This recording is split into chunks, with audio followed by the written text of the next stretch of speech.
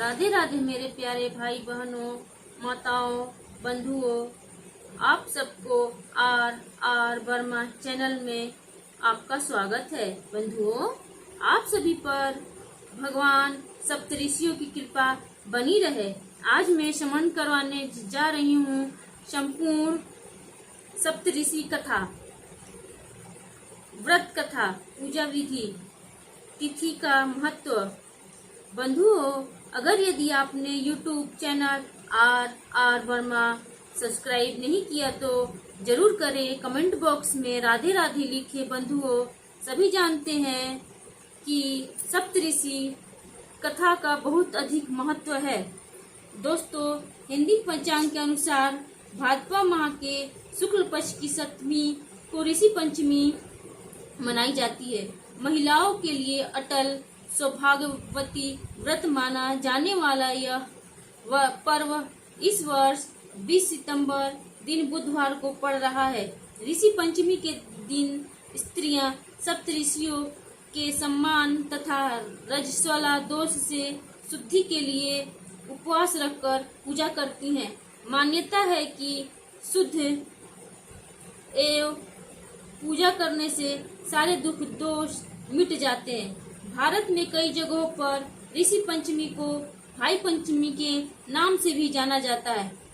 इस व्रत में किसी देवी देवता की पूजा नहीं की जाती, बल्कि इस दिन विशेष रूप से सप्तऋषियों का पूजन किया जाता है। महिलाओं की माहवारी के दौरान अनजाने में हुई धार्मिक गलतियों और उससे मिलने वाले दोषों से रक्षा करने के लिए यह व्रत महत्वपूर्ण माना जाता है।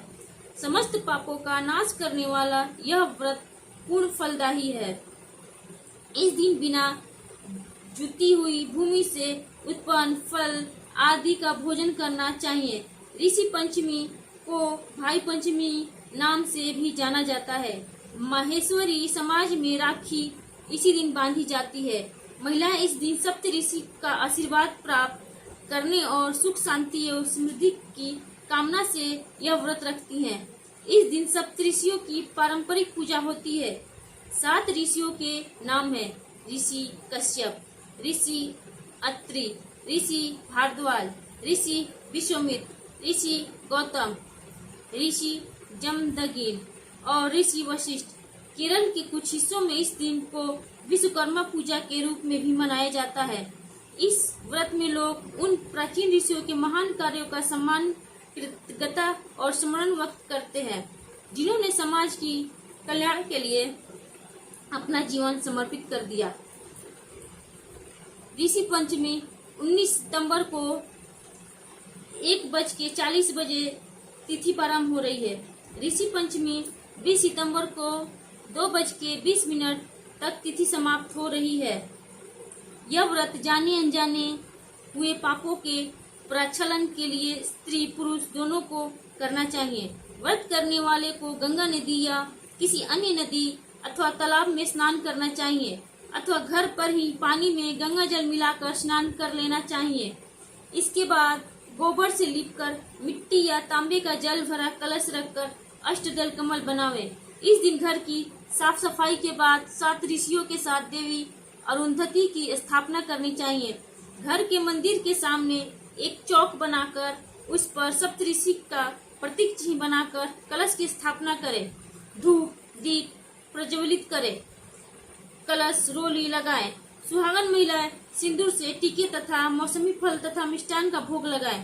सप्तऋषियों की पूजा करते हुए हाथ में पुष्प एवं अक्षत लेकर निम्न मंत्रों का जाप करें। ऋषि पंचमी व्रत कथा।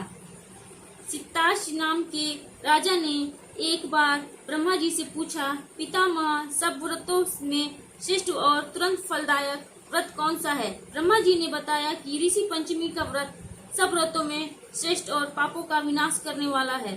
ब्रह्मा जी ने कहा, विदर्भ देश में उत्तक नामक एक सदाचारी ब्राह्मण अपनी पति व्रता पत्नी सुशीला के साथ रहता था। उनके एक पुत्र तथा एक पुत्री थी। विवाह योग होने पर ब्राह्मण ने एक कुलीन वर्ग से कन्या का विवाह कर दिया। देह योग से कुछ दिनों बाद पुत्री विधवा हो गई।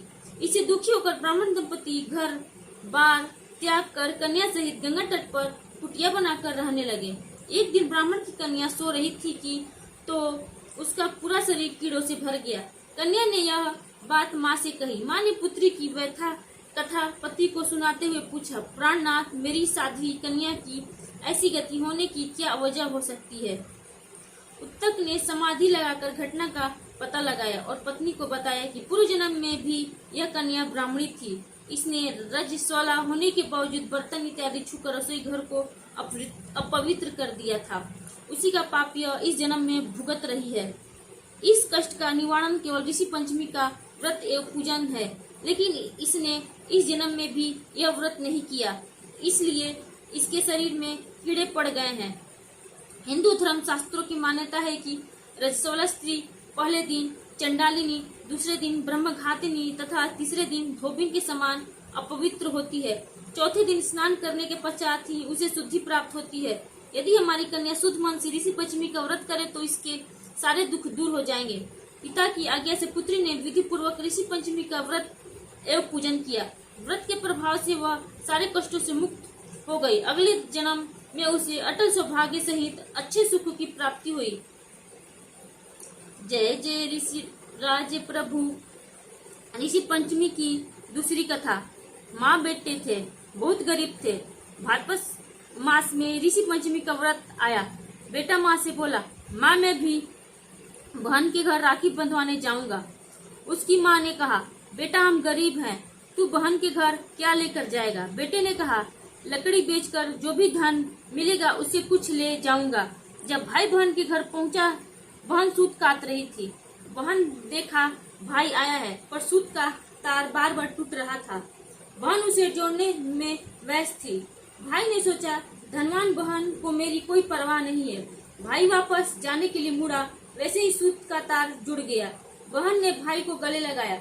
भाई बहुत समय बाद आया था, इसलिए खुशी के मारे उसे कुछ समझ नहीं आया, तो पड़ोसन के पास गई और बोली, जब कोई प्यारा मेहमान आए तब क्या करना चाहिए? पड़ोसन ने मजाक में कह दिया, घी में चावल बना ले और तेल का चौका लगाना। बहुत देर हो गई, न चावल बने न ही चौका सूखा। भाई ने कहा, बहन भूख लगी है। तब बहन ने पड़ोसन वाली बात बतलाई। यह सुन भाई ने कहा, बहन पानी में चावल बना, पानी में चौका लगा। तब बहन ने वैसा ही किया और भाई को प्रेम से जिमाया। बाजोट पर बैठाकर तिलक कर हाथ में नारियल झिलाकर देकर राखी बांधी। भाई जो भेंट लाया था बहन को दे दी। बहन ने सुबह जल्दी उठकर चक्की में आटा पीस भाई के लिए लड्डू बना दिए। प्रातः भाई जाने लगा, तब बहन ने जल्दी उठकर सुबह अंधेरे में बनाए लड्डू भाई के साथ बांध दिए और कहा, भाई रास्ते में खा लेना। भाई के जाने के बाद बच्चे उठे।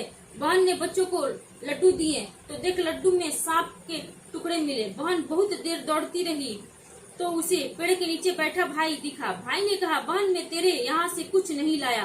तब बहन ने कहा, भाई मैं तेरी जान बचाने आई हूँ। जो लड्डू मैंने तुझे दिए उसमें सांप पिस गया, इसलिए मैं दौड़ी दौड़ी आई। बहन को प्यास लगी, दूर कहीं आवाज आ रही थी।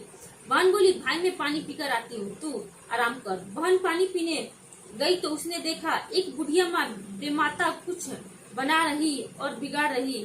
तो बहन ने पूछा, हे माता आप क्या कर रही हैं? तब बुढ़िया माँ ने कहा, एक गांव में एक लड़का है, उसका विवाह होगा तब वह मर जाएगा।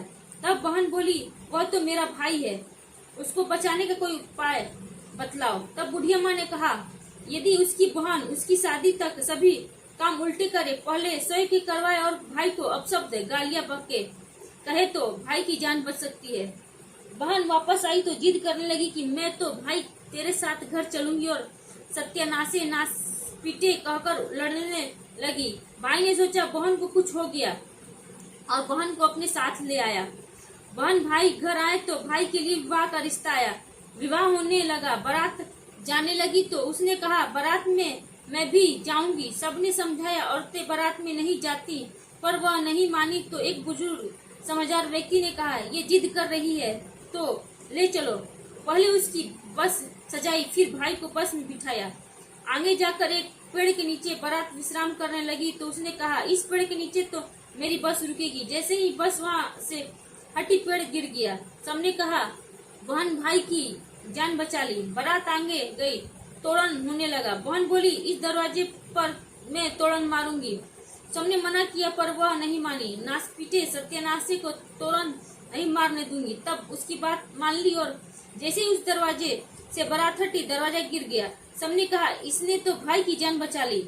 फेरे होने लगे तो बहन बोली, इस मंडप में फेरे लूंगी। जैसे ही मंडप में भाई भाभी हटे, मंडप गिर गया और सबने कहा, इसने तो भाई की जान बचा ली। खुशी खुशी फेरे संपन्न हुए। बारात वापस घर आ गई और बहन थक कर सो गई। सब मेहमान जाने लगे। बहन उठी और बोली, मैं अपना घर बच्चे ऐसे ही छोड़कर आई हूँ। सारी बात बताई कि मैंने यह सब भाई की जान बचाने के लिए किया। बहन को गांजे बाजे से विदा किया। हे भगवान, जिस तरह बहन ने भाई की जान बचाई, वैसे ही सब बहनों के भाइयों को दीर्घ आयु प्रदान करना। ऋषि पंचमी की तीसरी कहानी।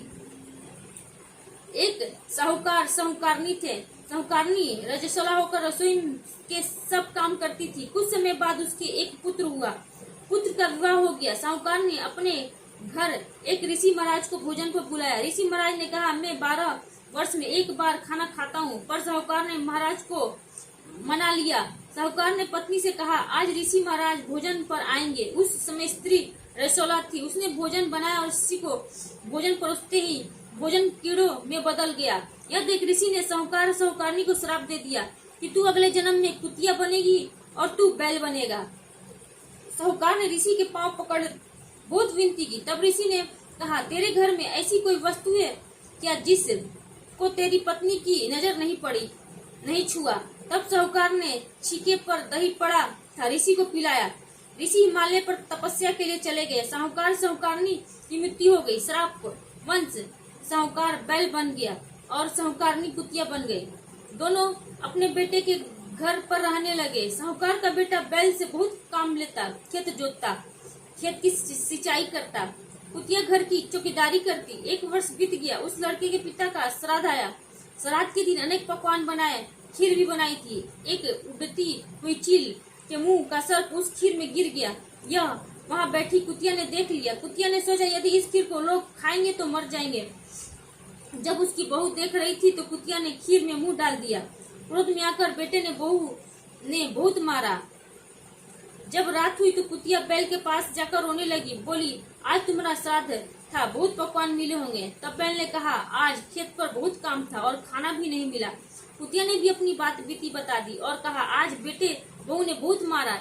यह सारी बातें बेटे ने सुन ली। बेटे ने बहुत बड़े बड़े ऋषि मुनियों को बुलाया। ऋषि मुनियों को सारी बात बताई। तब ऋषि मुनियों ने कहा, तुम्हारे यहाँ जो कुतिया है वह तुम्हारी माँ है और बैल रूप में तुम्हारे पिता है। तब लड़के ने माता पिता को इस योनि से किस प्रकार मुक्ति मिलेगी, इसका उपाय पूछा। तब ऋषियों ने कहा, ऋषि पंचमी को ऋषियों का पूजन कर उस ब्राह्मण भोज का पुण्य इन्हें मिले तथा ऋषिगण अपना आशीर्वाद दे। व्रत पुण्य से तुम्हारे माता पिता इस योनि से मुक्त होकर स्वर्ग में स्थान प्राप्त करेंगे। उसने ऐसा ही किया और स्वर्ग से विमान आया और उस लड़के के माता पिता को मोक्ष प्राप्त हुआ। हे भगवान, जिस प्रकार उनके माता पिता को मोक्ष दिया वैसे सबको देना, सबकी मन की मुराद पूरी करना। कहानी कहता ना, कहानी सुनता ना, मायारा सारा परिवार ना। वीडियो पसंद आए तो लाइक करें, शेयर करें।